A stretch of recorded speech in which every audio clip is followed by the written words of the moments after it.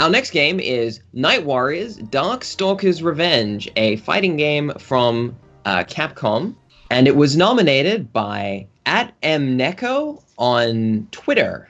And to help me out is Nick, who knows a lot more about this game than I did, as he wrote the American strategy guide for the damn thing. So, Nick, tell us a little bit about Darkstalkers. All right. Well, it was the very, very quickly produced sequel to the original Darkstalkers, which came out in 94. I want to say mid-94, like summer 94. I'm going to argue it's a little less of a sequel, more like an enhanced version of the first Darkstalkers. If in Street Fighter 2 parlance, say Darkstalkers Champion Edition, if you will, or Hyper Fighting, whatever. It is, yeah. They made the two boss players, or boss characters rather, playable, and added two new ones. Yes, or Phobos if you're playing the Japanese version. Right, there are a lot of names changed between Japan and America, so this is going to be a little confusing to discuss the characters. It's like most difficult major fighting game series to discuss because almost everyone has a different name. Yeah, Street Fighter 2 only has 3 that were changed. There's like half the cast has different names. I guess we just call them like literally Wolfman, Zombie, Red Riding Hood. Zombie sure. But yeah, so this was a very, very, very quickly produced. It was like 9 months after the first game. Yes, this one came out, mid-95, basically? Came out in March of 95. Okay. And so they don't put a 2 in the title, it's just Revenge, so I guess, it's kind of inferred that it's not a massive iteration, because, if you look at Street Fighter, you got Street Fighter 2 is a huge difference, Street Fighter 3 they threw out, half the cast, so there's a big difference between those. Darkstalkers is just, they're back, I guess. They probably never left your arcade. I think that the case with this game in the West is they actually retitled it. So the first game came out as Darkstalkers, did not do well in the West, did incredibly well in Japan as Vampire. So there, of course, it's called Vampire Hunter. So you immediately know it's some kind of upgrade. Do you think maybe that part of the reason this one is huge in the US was they kept changing the names, people got confused? That couldn't have helped. Capcom tried it later with... they called Star Gladiator 2 Plasma Sword, and they Rival School sequel they called Project Justice. Yes, of course. Yeah, that was weird. They kept doing that. I was discussing with a friend yesterday how, whenever we were talking about game titles just completely changed, and I was thinking Capcom did this a lot, and maybe it really hurt their marketing department. I want to say that if they went with Vampire Hunter over here, it would have been confused with Vampire Killer, and people thought it would have been a Castlevania game. But then Vampire Killer was the Japanese name, so it would be even more confusing in Japan. I don't know where I'm going with this. It's very confusing, because I don't think them changing the name ever worked.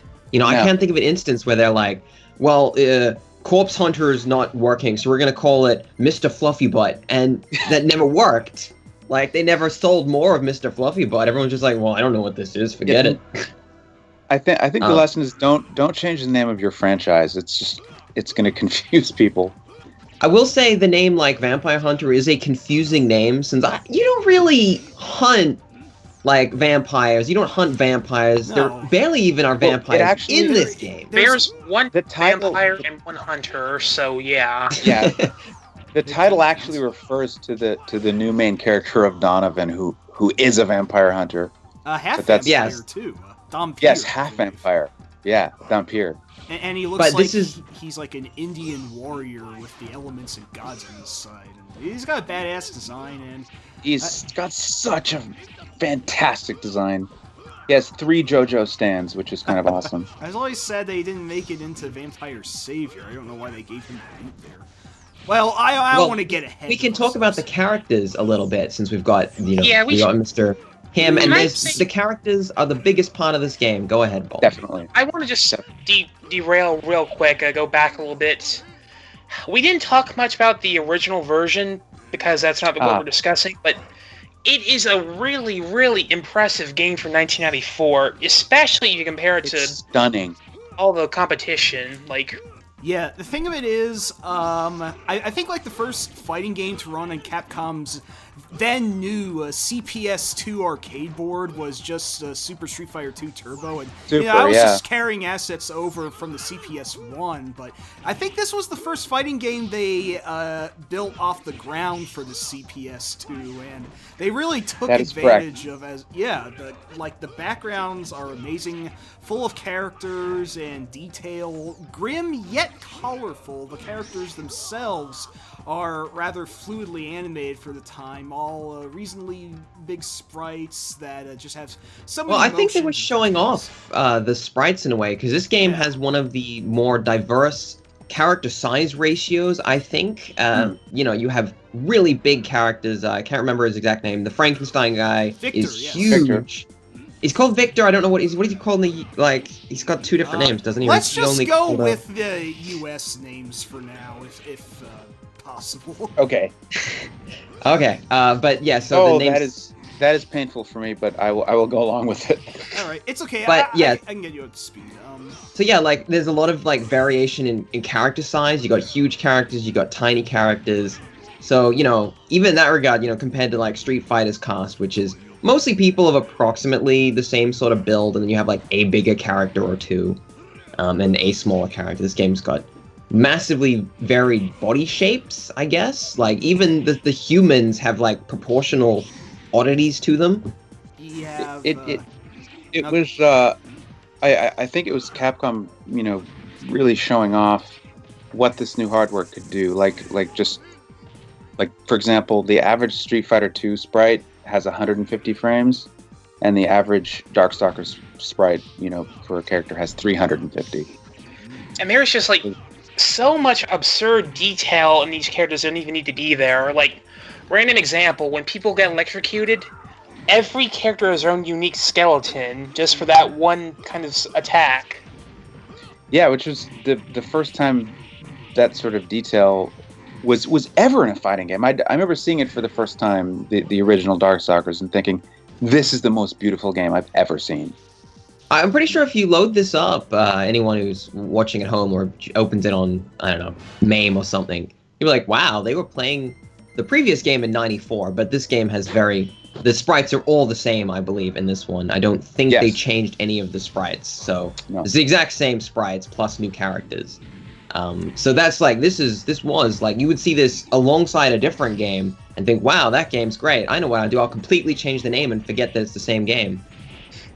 Yeah. But so all of the player characters were designed by Akira Akiman Yasuda, who designed all the characters for Street Fighter, all the characters for Final Fight, and I think this is just his most fantastically diverse collection of characters for a fighting game that he ever did.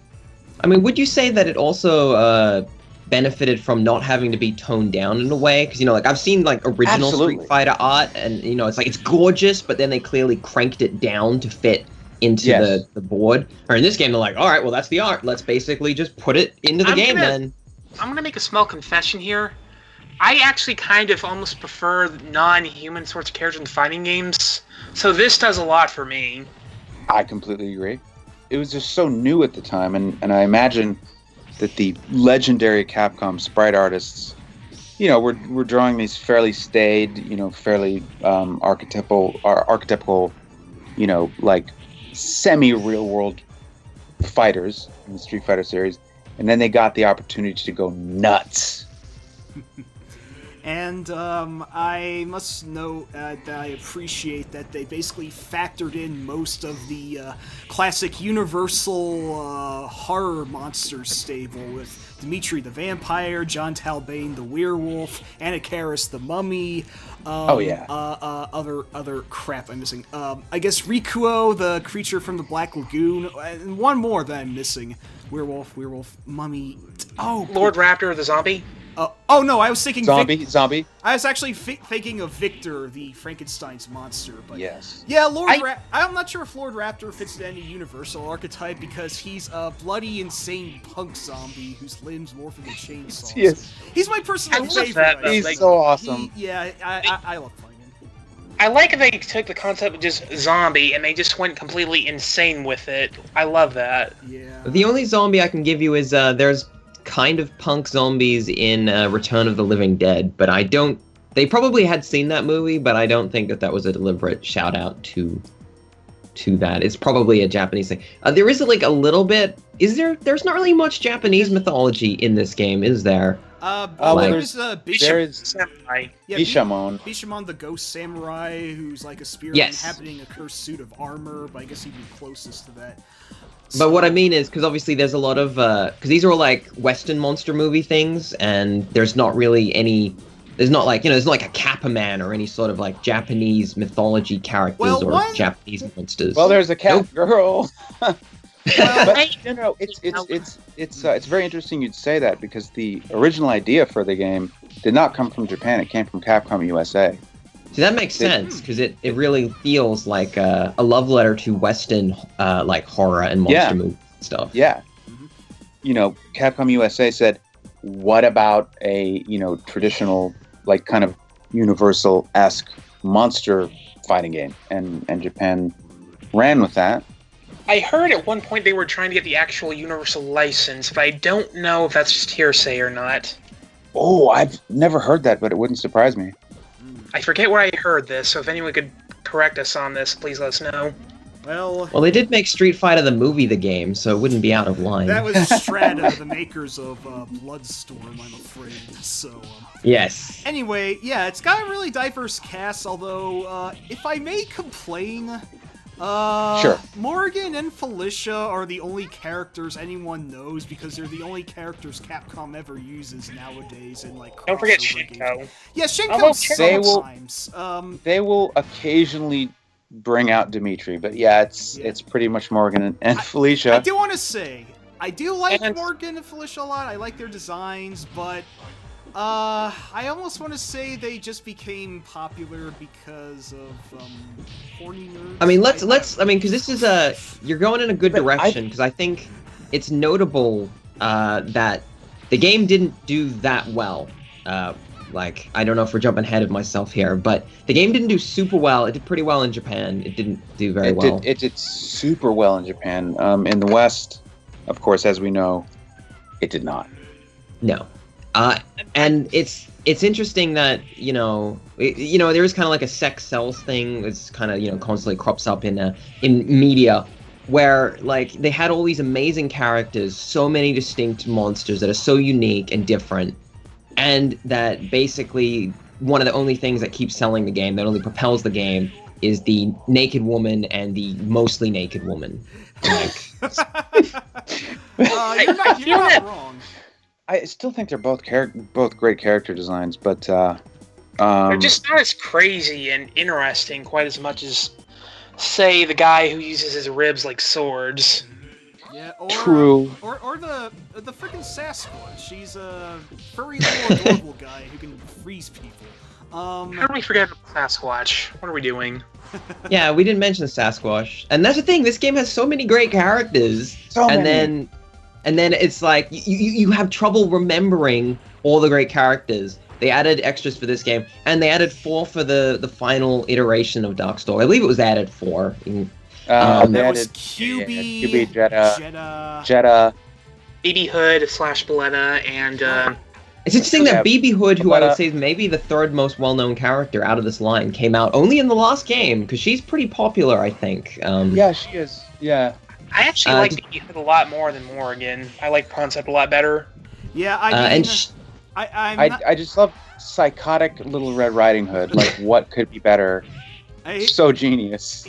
I usually have some protests whenever, like, the little girl of the cast becomes really popular, but she's insane, and she has, like, apple bombs, and, like, she keeps whapping people for basket, that, like, she has knives and machine guns, and she summons hunters, and, yeah, well, that's not, unfortunately, she's not in the game we're discussing not in this per game. se, so. I do find it interesting that we were handed this game, because this is it's the middle. It's not the first one, and it's not the arguably best version of the game, like the final version, which has got, extra characters and I think it's been tweaked a bit. I think most people prefer that version. I'm not 100% sure on that. But then we have this middle game, which is the one we've been asked to look at. And it's like, okay, cool. We've got the middle one. It's so very... I think the middle one, Night Warriors Vampire Hunter, is really important because it's the game that cemented the series' popularity in the Japanese fighting game scene. It was twice as big as the original Vampire. It was so huge, and it just dominated tournaments for a couple years until Savior came out. So I think it's a very good game to look at. This is where the series sort of took off, at least in that market. In Japan. We should ask, what would you say makes this game different from its predecessor or even Street Fighter? Oh, yeah. Well, of course we had the first game also had it. It was the first Capcom game to have chain combos, which was completely different from the Street Fighter combo system, which was cancel based, and an extremely damaging combo was 3 hits. And in these games, you're generally doing button chains that are arguably easier than a lot of super damaging Street Fighter combos.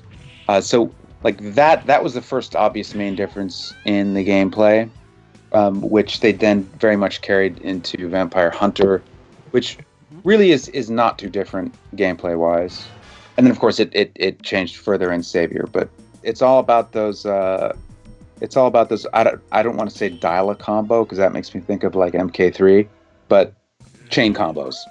If there's one thing I really appreciate about Night Warriors and furthermore Vampire Saber, I like how more focused on offense it is compared to Street Fighter. You're much very faster, very offensively focused game. Yeah, faster pace for the most part.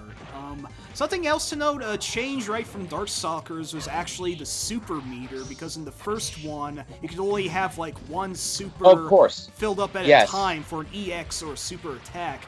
But in Night Warriors, actually gave you several meters, which I don't know if it did that before. Go up to 9. Yeah. Did this game come out before Street Fighter Alpha? Do you remember? Because it did. It came out immediately. Wait. Let me think about that. Yeah, it was original Vampire, Alpha, Vampire Hunter, and then X-Men?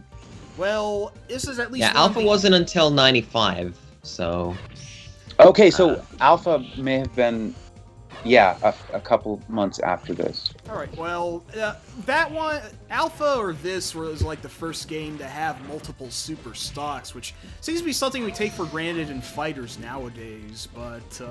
most of them let you go up to 3 to 5, and this one has you go up to 9. It's pretty ludicrous. I wonder if there's like an achievement for getting it up to 9 to level, because I can't see that happening for the most part. It's virtually impossible in a real match, of course. You just have to let someone sit there while you spam your Shoryuken repeatedly. Yeah. This was also the first fighting game with EX moves, I believe. Yes, yeah. Where every character's special move, of course, gets a enhanced version that takes meter. Yeah, the first Darkstalkers was, to be technical, I know that there are like super attacks in there also, but they can be harder to land, so the EX attacks are probably better to combo into for the most part. There's really not a lot of comboing into specials in the series, like in the series as a whole. I mean, of course, there are combos that involve specials, but it's pretty much all chain combo based. Well, that's fair. I appreciate when combos are simpler, because it seems like later games, like, let's take good old Marvel 2, for example, just... I don't know if the combos in that game are intended to be the way they are, if they're just being exploited by Evo wizards, but, I can't do any of that crap. I can't either. No, I can't either. I am pretty good at fighters, but, big fish in a small pond here. Honestly, I think the Dark Souls is pretty much like the perfect medium between Street Fighter and Marvel. It's a little more offensive, a little faster than Street Fighter, but you're not completely overwhelmed by all this crazy stuff that's happening all the time, like in Marvel. Yeah, never in any Darkstalkers vampire game do I feel like chaos. You know, like I feel like it's always under control. And when I play Marvel, yeah, it feels very, very chaotic at times, and I do not feel like I have complete control over what is happening. Yeah, no, it definitely does. It's just too bad that Darkstalkers as a whole has been overshadowed by those two series. It's like, okay, imagine the Seattle Space Needle, and then, like, Street Fighter's popularity is the saucer at the top. Marvel is just, like, a few yards below that. And then Darkstalkers, which could by default just be their third most popular fighting series, is like all the way down, like a quarter up where the elevator goes near the bottom. That's kind of what Capcom did to their lesser franchises, and that's not a bad analogy. It's a damn shame that the series, you know, always of course had master cult popularity in the West. Especially. Do you think there's any real reason for that you can think of? It's baffling to me, honestly. This series of games is so great, looks so good, plays so well. Why? Did it just come along too late in the American arcade life cycle? I assume we were looking at 3D fighting games. I think it was just, you know. Yeah, you had was up against Tekken and Virtua Fighter. Tekken 2 Virtua Fighter and Tekken, and I think Western audiences were just, wow, it's 3D, that was it. Yeah, that was 2D. This was like the point when gaming media just hated 2D and just did not want anything to do with it anymore. Thanks, Sony. That's true. Yeah, it's probably, and Capcom have a tendency not to invest themselves heavily in franchises that are only popular in Japan. They can't sell a franchise in the West as well. They tend to not spend too much money on it. And I think that Monster Hunter. Monster Hunter makes like $1 trillion, so I can understand. Monster Hunter. I'm not fond. That's one of the very few series they've clung on to be honest. But I think also part of it makes them a lot of money. Yeah, I think part of it is Monster Hunter doesn't take any of their other games like away. If they make more Darkstalkers, then it has to compete against Street Fighter. So they're gonna have to now, of course, Infinite Marvel. So they're only competing against themselves. And of course, we all know, was it a couple years ago, Yoshinori Ono, the sort of head fighting game honcho at Capcom now, showed at, was it Comic-Con or was it EVO? Some major event, showed a CG trailer for a new Darkstalkers called Darkstalkers Are Not Dead. And it was so beautiful, and it was like so exciting. And it's like, yes, Ono's bringing it back. Okay. And then just from what I've heard, Capcom said, we're not giving you the money for that. Wait, when was this? I want to say 2 years ago. Oh, the real shock is that I don't believe that they've brought the Darkstalkers characters back that often for, say, like Street Fighter 4 or 5, or just Street Fighter vs. Tekken. They don't wouldn't fit, would they? Well, I mean, they didn't even, you could probably squeeze like Felicia or Morrigan or someone just in there and be like, hey, remember this character? We'll probably see Morrigan or Felicia in Infinite, but I kind of doubt anyone else beyond that, Morrigan's already sadly. been confirmed. Yeah, Morrigan is there. We'll get Felicia, maybe Shenko, probably no one else. So maybe Darkstalkers isn't dead, but what it is going to be is ranked, because we have gone long. Let's right. Just one more thing. The only true Monster Hunter I acknowledge is Donovan. So there you go. He is such a badass. Can I make one more point real quick before you rank? Go ahead. Okay. I'm going to say, if you really like this game, if you like what it does and how characters are designed and how it plays, and you happen to have a system that can play it, I would totally recommend Killer Instinct, because that is the closest game to this game that I could think of nowadays. Well, I mean, in terms of modern games, I would assume you'd probably be able to look into Guilty Gear or Skullgirls. I think both of those have elements of the Darkstalkers lineage in them. Definitely going to say, I think all of Arc System Works games are heavily informed by Vampire Darkstalkers, big time. I mean, you have a vampire hunter in. Yes, you do indeed. Yeah. You do. He's right there. He's right there, ready to go. So you have Slayer. Slayer, yeah, that's pretty great. He's a fantastic character for. I don't know. Guilty Gear's full of fantastic characters, but we're not talking about Guilty Gear, unfortunately. Right. Let's. Yes. Does anyone have a sort of a placement for this in mind? I'm not super keyed in on Darkstalkers, so I don't want to throw Here's out. a question: Yes. Is this better than Third Strike? A lot of people are going to say no to that, I'm afraid. No. I can't, but I do have a different question. Is it more important? Because I do think that a lot of things that you guys have described, this definitely was kind of a middle point between kind of like it's Street Fighter, and then they kind of had Darkstalkers, and then they kind of moved into more Darkstalkers was a hotbed, a testing ground for ideas that they would push into their mainline franchise. I think that the series as a whole in the development of in the lineage of Capcom fighting games is incredibly important. But I think in the lineage of fighting games as a genre, rather than just one company's works, Third Strike it's hard to beat. Would you think that the I'm just going to call it Darkstalkers 3. It's so much easier. Would you say the third Darkstalkers game would have a better chance against it? Or are we going to push this one a little lower? It's what we're still comparing it to Third Strike. Yes. Does Darkstalkers ever have a chance? Any of the Darkstalkers game have a chance against Third Strike? I would say no, simply because of the longevity Third Strike has had. You know, people are still playing it, of course, 17 years later, 16 years later. And of course people still play Vampire Savior, but not, it's not in tournaments. Yeah. All right. Well, I mean, having said that, would we just put this directly below Third Strike? In terms of importance? I mean, on our list, too. I mean, do you have the list open? Right. Third Strike is number 51. In the master list, certainly any Darkstalkers would come below Third Strike, in my opinion.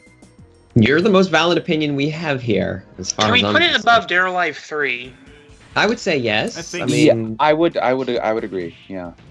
But definitely in that area that we've got here, so we've got. Let me read through the list. I'm gonna read a lot actually. Below Third Strike, we have Bang.io, Golden Axe, Devil's Crush, Outrun 2006, Crystallis, Snatcher, and Blazing Lasers. Wow. Okay. Snatcher is below Third Strike. Sorry, I have a huge Kojima fetish. That was a really early one we ranked before this podcast proper was on. Yeah, but that's where Snatcher is. Snatcher's an odd one because it's as a game, it's not really much of a. No, it is. It is, of course, just a text adventure. I mean, it's not even a standout text adventure. It's just. I don't want to get into Snatcher. This is not about Snatcher. It is not. So we have Darkstalkers, and we've got look, we got Golden Axe, and I like Golden Axe, but I would say Night Warriors is better than Golden Axe. That's just me. I would say yeah. I mean, it probably sits above it. Golden Axe was fantastic, what they call in Japan belt action game, but it was just that. I think Darkstalkers, just in terms of just immaculate presentation you'd never seen before. Sprites animated with so many frames, that it was virtually like cinematic animation quality, number of frames. Plus, I don't think you get better frame count now. Like, I think Darkstalkers is kind of peak animation, especially if you look at something like the Arc System games, where they're like, we don't actually need that many frames of animation. That's fine. Arc games have less. The Street Fighter 3 series had the most ever. I think it's kind of legendary that Makoto has 750 frames, which is the most on any single sprite. Wait, she has more than Elena? Really? Yeah, she does. I never knew. Elena's crazy sprites are basically in her stand pose, where like half of her sprites are. That's. So, is it better than Bangayo? That's tough. Could I ask if we place it below Bangayo? Because there's a little irritation I have with the list where games of the same genre invariably end up glued next to each other. That's true. They do that, and because we have to compare them to each other, and then I don't know. That kind of throws the weight of the list off a little. I'm okay from it below Bangayo. It seems it was unavoidable in this case, but I think if we just put a little space in between there, I'd appreciate that. So, between Bangayo and Golden Axe in that case. That's okay with me. What do you think, Nick? I would say that considering this is the middle game in the series and everything, it would come below Bangayo for me. Okay. Well, that's done then. I'm not fighting this. Any last words for Darkstalkers, Nick?